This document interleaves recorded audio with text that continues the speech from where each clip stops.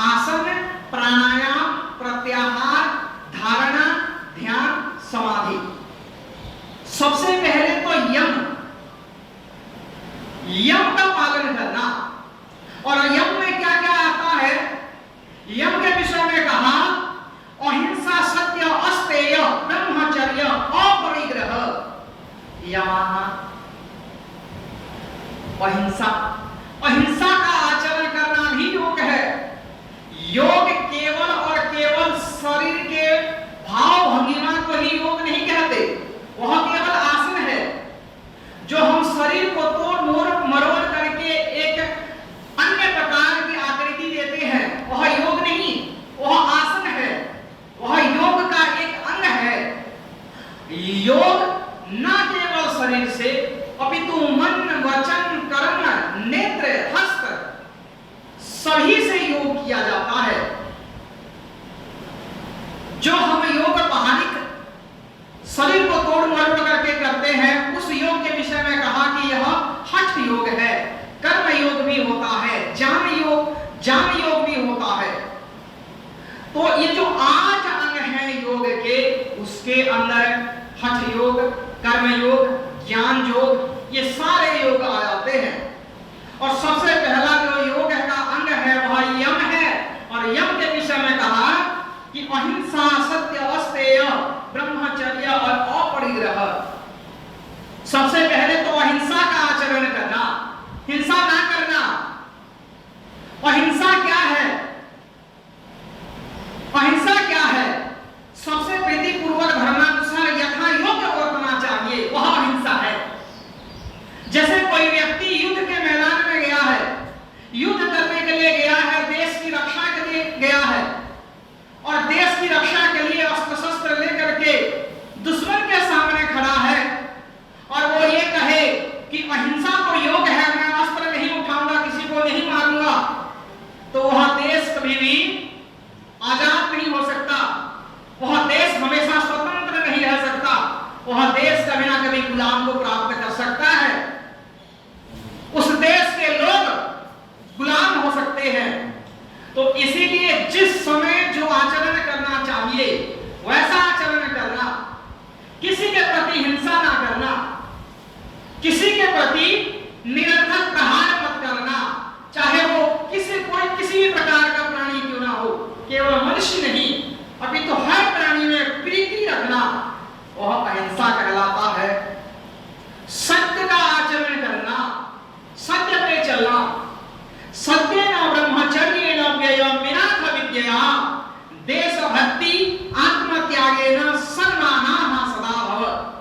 हमेशा सत्य का आचरण करना, सत्येन, सत्य के द्वारा, ब्रह्मचर्येण, और ब्रह्मचर्य के द्वारा, सत्येन ब्रह्मचर्येण व्ययं विनाथ विद्यया, व्यय विनाथ, अतिरिक्त खर्च मत करना।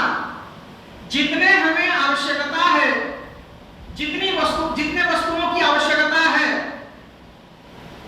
हमें एक कपड़ा चाहिए, हमें केवल 2 जोड़ी कपड़े चाहिए, हम बहुत सारे जोड़ी कपड़ों की रख लें, ये व्यय विनाथ नहीं है। कहने का मतलब ये है नियमित रूप से व्यय करना। व्यय यहाँ पर केवल खर्च करने के विषय में नहीं कहा गया है, अपितु उपयोग में आने वाली हर वस्तु का हमने नियम पूर्वक भोग करना, नियम पूर्वक व्यवहार करना, वह सब व्यय विनाथ के अंतर्गत आ जाते हैं। तो कहता है कि सत्येन ब्रह्मचर्येण व्ययं विनाथ विद्यया, और देशभक्ति आत्मत्यागेन, देशभक्ति के द्वारा, राष्ट्रभक्ति के द्वारा, और स्वयं को त्याग, स्वयं को समर्पित करना। किसके सामने समर्पित करना? यदि हम देश के लिए न्यौछावर हो रहे हैं तो देश के लिए समर्पित करना, यदि हम विद्या अध्ययन कर रहे हैं तो गुरु के प्रति समर्पित करना। इन सब के द्वारा सन्मानाः सदा भव, मनुष्य हमेशा सम्मान को प्राप्त करता है। कहते हैं कि अहिंसा, सत्यम, अस्तेय, अस्तेय, चोरी ना करना, चोरी ना करना, विजय, चोरी ना करना भी योग के अंतर्गत आता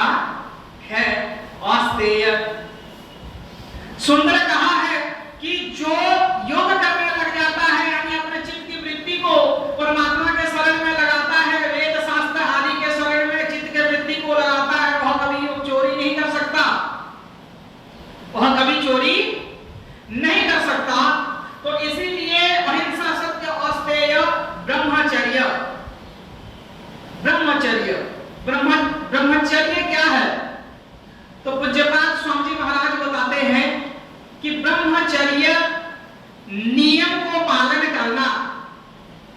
जिस प्रकार एक ब्रह्मचारी विद्या अध्ययन समय में न केवल विद्या अध्ययन करता है, अपितु सुबह उठ करके व्यायाम आदि करके नियम पूर्वक भोजन आदि का ग्रहण करते हुए, विद्या का पठन पाठन करते हुए, परमपिता परमात्मा की उपासना आदि करते हुए, सेवा आदि करते हुए अपने आप को नियम पूर्वक चला करके परमात्मा के शरण में रखता है, वह ब्रह्मचर्य है।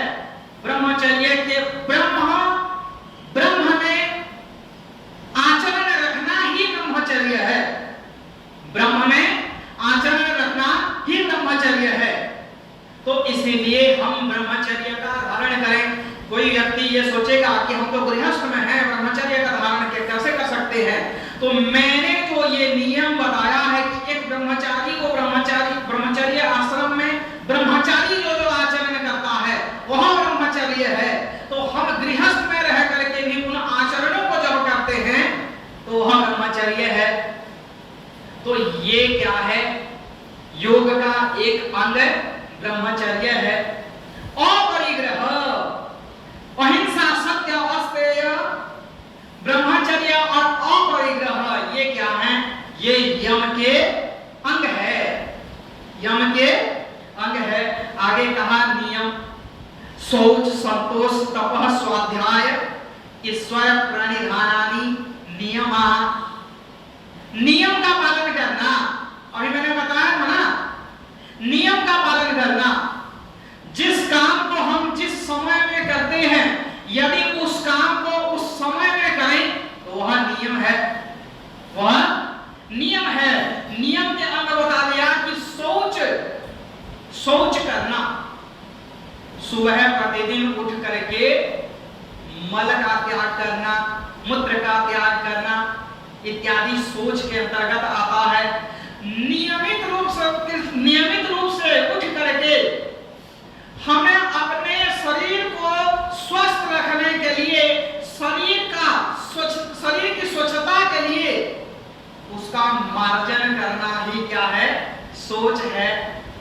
और संतोष, देखो जब तक शरीर माध्यमम खलु धर्मम साधनम, जब तक शरीर स्वस्थ नहीं है, जब तक शरीर स्वस्थ नहीं है तब तक व्यक्ति कोई भी अच्छा कार्य हो चाहे बुरा कार्य हो कर नहीं सकता। कोई लंगड़ा बैठे बैठे सोचे कि मेरे अगर पैर होता तो मैं सभी तीर्थों का भ्रमण कर लेता, अब मेरे पैर ठीक नहीं है इसलिए मैं सभी तीर्थों का भ्रमण नहीं कर पा रहा हूं। तो बताओ, जिसके पैर ठीक नहीं होगा वो तीर्थों का भ्रमण कर सकता है, पर्यटन कर सकता है? नहीं कर सकता। वो शरीर को स्वच्छ रख सकता है? नहीं रख सकता। वो परमात्मा का चिंतन कर सकता है? नहीं चिंतन कर सकता, क्योंकि स्वयं तो बीमार पड़ा है, स्वयं तो लंगड़ा है, दूर कैसे चल सकता है? स्वयं अंधा है तो उसकी दृष्टि दूर दृष्टि कैसे हो सकती है? तो इसीलिए शरीर माध्यमम खलु धर्म साधनम, शरीर ही ऐसा साधन है जिस साधन के द्वारा सभी प्रकार के धर्म सिद्ध होते हैं। यानी धर्म आदि कार्यों को हम कर सकते हैं जब हमारा शरीर स्वस्थ हो। तो इसीलिए जो है शौच और संतोष, हमें संतोष रहना चाहिए, संतोष करना चाहिए, हमें ये भी चाहिए वो भी चाहिए इत्यादि जब हम विचार करने लग जाते हैं तो हमारा मन स्थिर नहीं रहता। हमारे मन को स्थिर रखने के लिए संतोष आवश्यकता है, संतोष की आवश्यकता है। एक कौवा बैठे बैठे सोच रहा था, मैं काला कलुट्टा हूं इसलिए मैं अच्छा नहीं हूं, मैं काला कलुट्टा हूं शायद इसलिए मैं अच्छा नहीं हूं, मैं दुनिया का सबसे दुखी हूं, मैं संसार का सबसे दुखी प्राणी हूं। कौवा बैठा बैठा ऐसे सोच रहा था और फिर उड़ करके जाकर के देखने लगा कि विजय के पास एक तालाब है, उस तालाब में एक हंस है और हंस का रंग सफेद है और हमेशा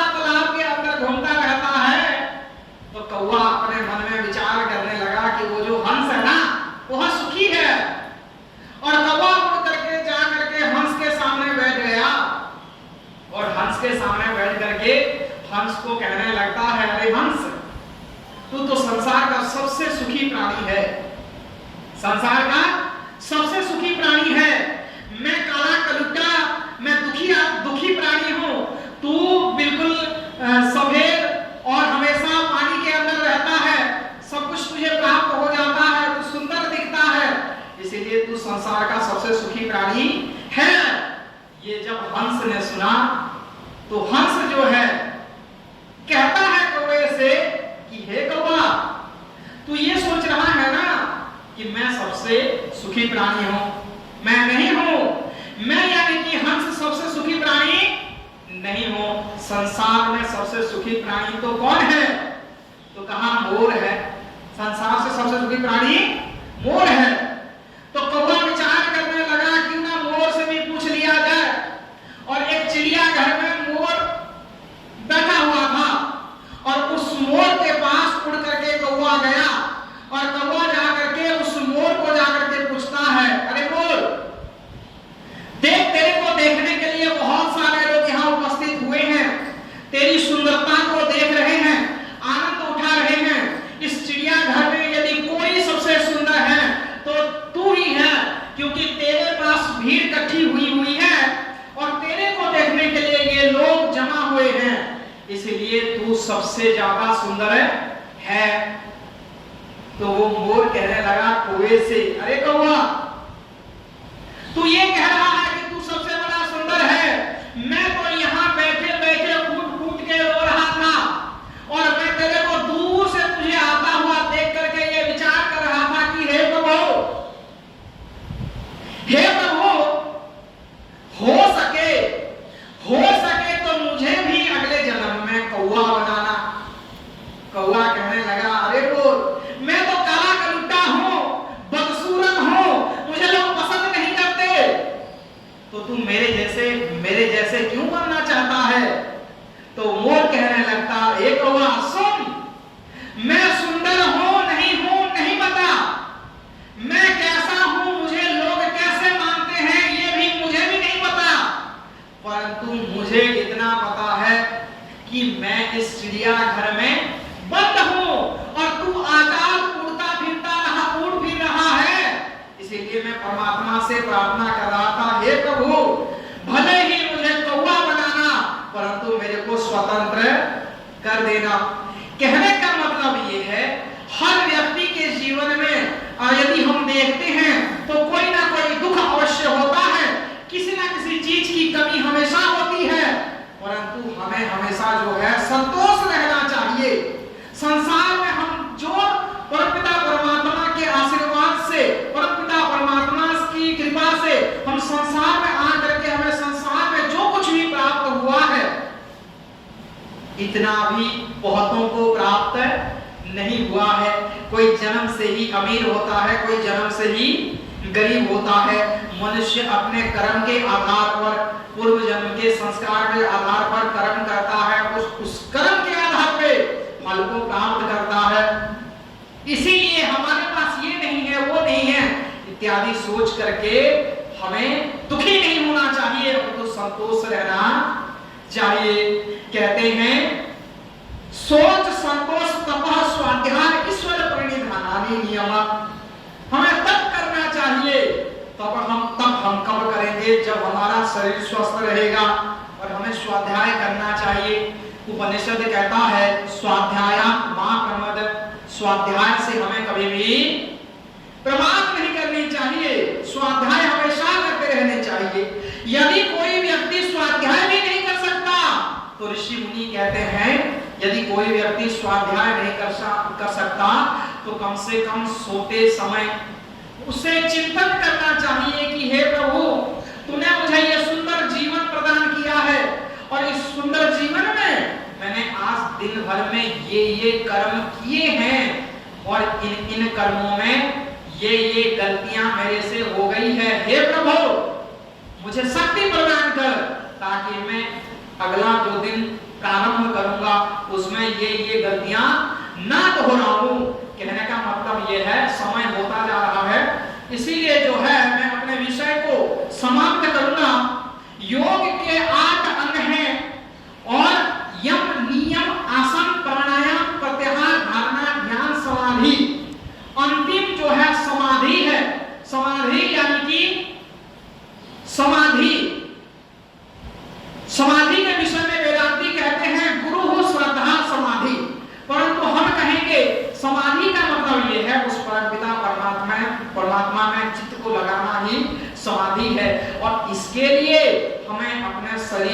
स्वस्थ रखना चाहिए, अपने आप को पहचानना चाहिए।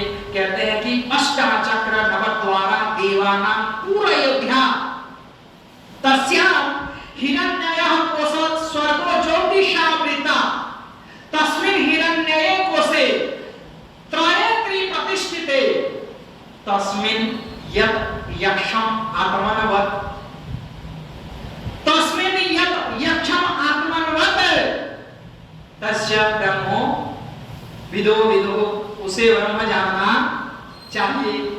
किसे जानना चाहिए? ये 8 चक्र वाली 9 द्वारों वाली मणिपूरक सहस्त्र सहस्रार, इस प्रकार से हमारे शरीर में 8 चक्र हैं, 9 द्वार हैं। अष्ट चक्र नवद्वार देवानां पूरयोध्या, ये शरीर देवताओं की एक ऐसी नगरी है जो अजेय नगरी है। ऐसे किसलिए क्यों कहा? ऐसे इसलिए कहा, यह शरीर ही हमारा एक ऐसा साधन है। इस साधन को हमें प्राप्त करने के लिए न जाने कितने जन्म बिता दिए हैं। उस जन्म को बिता करके इस शरीर को हमने प्राप्त किया है। इसलिए इस शरीर का सही ढंग से उपयोग करते हुए परमपिता परमात्मा के शरण को प्राप्त करें। इसीलिए कहा अष्ट चक्र नवद्वार देवानां पूरयोध्या तस्यां हिरण्यये कोशे सर्वो ज्योतिषावृता, वह जो 8 चक्र 9 द्वारों वाली अयोध्यापुरी है, उस पुरी को हम यदि सही ढंग से आचरण करते हैं तो वह क्या है? वह असीम सुख का कोश है। स्वर्गो ज्योतिषावृता, स्वर्ग के समान है और उसके चारों ओर ज्योतिमान प्रकाशमान सुख की हमें अनुभूति होती है। और अंतिम में कहा तस्मिन् यत् यक्षम आत्मनवत् तस्मै ब्रह्मो विदो विदु, उस शरीर के अंदर एक ज्योति के समान, तेज के समान, यक्ष के समान एक जो दृष्टि गोचर ना होने वाला चेतन स्वरूप बैठा है। उस चेतन स्वरूप को परमपिता परमात्मा का अंश मान करके उसके लिए जो मनुष्य कर्म करता है वह मनुष्य संसार के समग्र सुख को प्राप्त कर सकता है। तो इसीलिए जो है हम आज के योग दिवस में प्रण लें और उस योग को करें जिस योग के विषय में पतंजलि ऋषि कहते हैं केवल आसन प्राणायाम आदि करते रहना ये केवल शरीर को स्वस्थ रखने का साधन है, परंतु योग है मन के वृत्तियों को शांत करना।